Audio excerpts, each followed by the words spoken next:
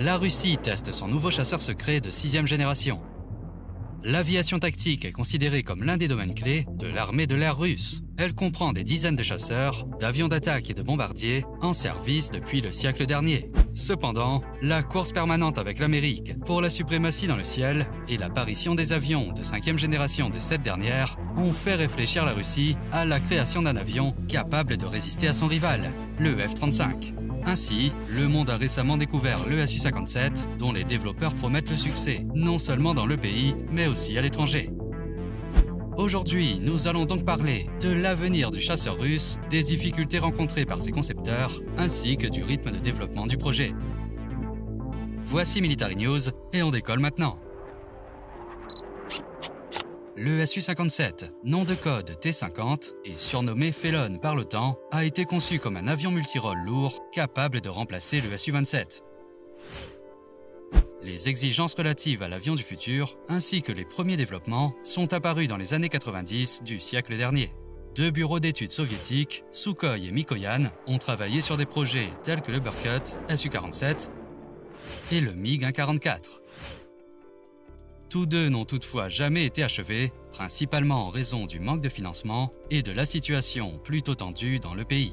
Mais malgré leur triste sort, les prototypes ont apporté une contribution significative au développement du T-50, car c'est sur eux qu'ont été élaborées nombre des technologies utilisées aujourd'hui sur la 5e génération. En 2002, les autorités ont commencé à reparler de la création d'une machine moderne. Le développement du projet à grande échelle a été confié au Sukhoi Design Bureau. Seulement 2 ans plus tard, la maquette du futur avion a été présentée. Et en 2010, les essais en vol ont commencé dans le ciel de Komsomolsk-on-Amur, où par ailleurs se trouvait l'assemblage des prototypes. La présentation solennelle de la nouveauté a eu lieu en 2019 lors du salon aéronautique MAX 2019 à Joukovski, près de Moscou. Un prototype d'exportation, le Su-57E, a été montré au public, ce qui a immédiatement attiré l'attention des partenaires étrangers. La même année, l'avion est passé en production de série. Le ministère de la Défense a annoncé la livraison de 76 unités d'ici 2028, dont les 4 premières devaient entrer dans le district militaire de l'Est dès 2021. Les actualités du pays étaient pleines d'informations à ce sujet et nous n'avons toujours pas vu les avions. Cependant, la Russie, comme d'autres pays, respecte rarement les délais. Mais entrons dans le détail des caractéristiques de cette machine mortelle. Il est conçu selon le schéma intégral, dans lequel l'aile se fond en douceur dans le fuselage, ce qui lui confère une force de portance supérieure de 40%. Vous avez peut-être vu une conception similaire sur le MiG-29 russe ou le prédécesseur de notre héros, le Su-27. Mais contrairement à ce dernier, le Felon possède des quilles d'une seule pièce et une surface au-dessus des prises d'air. De plus, comme prévu, il est conçu avec une architecture ouverte qui permet de réduire la charge du pilote et de se concentrer sur les tâches tactiques spécifiques. Le fuselage est composé à 70% de matériaux composites résistants à l'usure et de plastique en carbone polymère, ce qui permet de diviser le poids par 4. L'équipement d'un chasseur de nouvelle génération comprend un radar de petite taille avec un réseau phasé actif, au nom amusant Belka. Il permet de suivre jusqu'à 62 cibles simultanément à une distance de 400 km. Une différence importante par rapport au modèle de radar précédent est son placement le long du périmètre de l'ensemble de la conception de l'avion au lieu de l'installation habituelle d'une seule unité. Le Belka est complété par le système de gare électronique Himalaya, qui est intégré aux côtés de l'avion et sert de revêtement intelligent. Pour le vol libre dans des conditions de mauvaise visibilité, le chasseur est équipé de plusieurs systèmes et capteurs qui permettent un affichage multicouche et appliquent une réalité supplémentaire. Ainsi, dans une zone enfumée, par exemple, les systèmes terminent la topographie et les autres objets au sol. Les améliorations ont touché non seulement l'avion lui-même, mais aussi l'équipement du pilote. Ainsi, il dispose d'un casque de protection ZSH-10 en organoplastique qui abrite le système de visée, des lunettes de vision nocturne et divers filtres. À cela s'ajoute un masque à oxygène KM36M ainsi que 2 combinaisons. Une combinaison de surcharge PPK7 et une combinaison de compensation à haute altitude VKK17.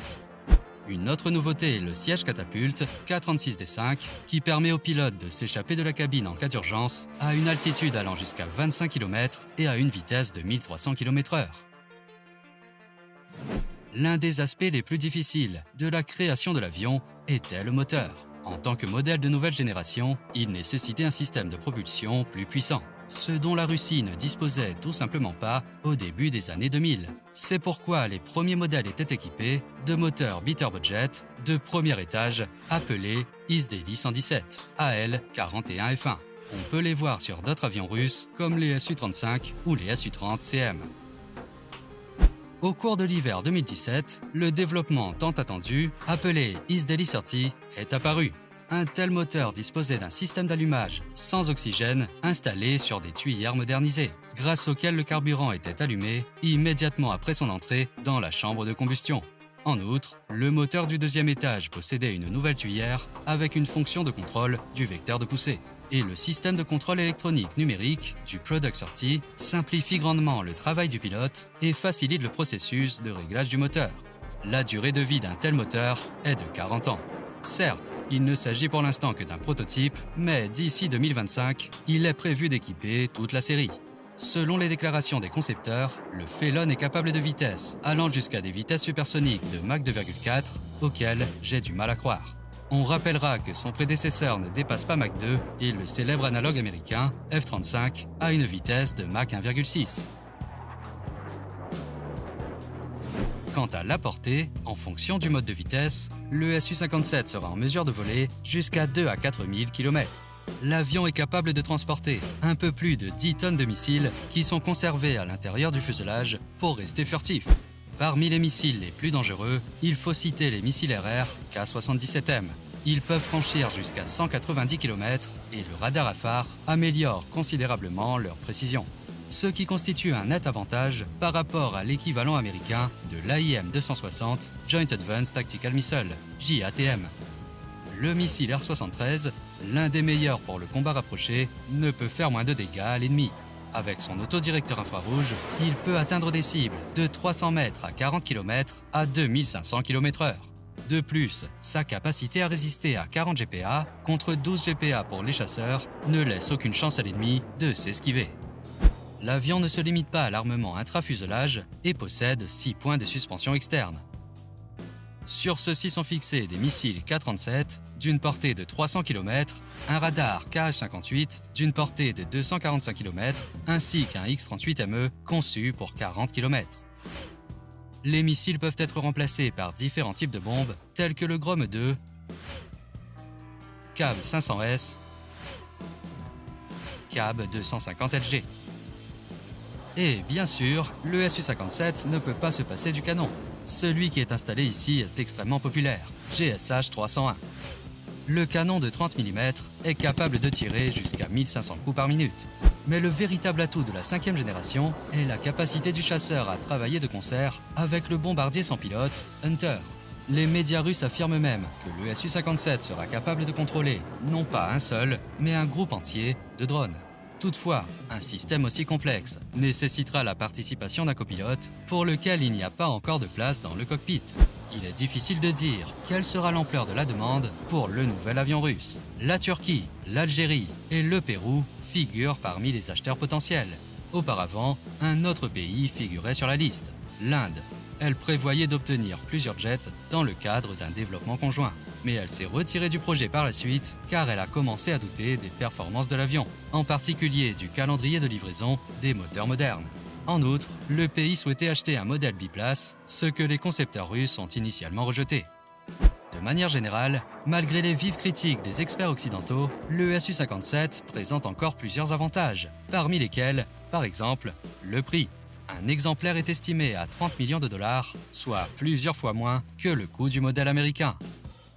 Et en général, sans compter la question controversée du moteur, qui est sur le point d'entrer en production de masse, le Phelon est tout à fait conforme aux caractéristiques de sa génération. Et vous, que pensez-vous de cette machine russe ? Partagez votre avis dans les commentaires ci-dessous, mettez un like et abonnez-vous pour ne pas manquer la prochaine vidéo.